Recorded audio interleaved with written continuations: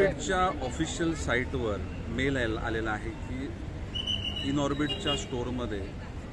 Bomb ठेवला गेलेला आहे आणि असा मेल आल्यानंतर हा मेल नवी मुंबईपुरता नाही तर संपूर्ण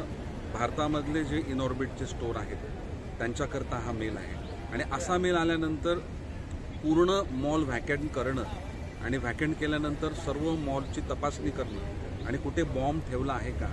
हे शोधण्याची प्राथमिकता ही पोलीस डिपार्टमेंट किंवा बॉम्ब शोध पथकाकडून ही पूर्ण प्रक्रिया पूर्ण करण्याची गरज असते आणि म्हणून सर्व जे ग्राहक आहेत किंवा मॉलमध्ये असणारे नागरिक आहेत त्यांना बाहेर काढण्यात आलेलं आहे, स्टाफला बाहेर काढण्यात आलेलं आहे आणि संपूर्ण मॉलची चेकअप ही बॉम्ब शोधक पथकाच्या माध्यमातून पोलिसांच्या माध्यमातून केली जाते। ही योग्य गोष्ट आहे की अशा प्रकारचा मेल आल्यानंतर तो मेल खरा आहे की खोटा आहे ते करत असताना एखादा धोका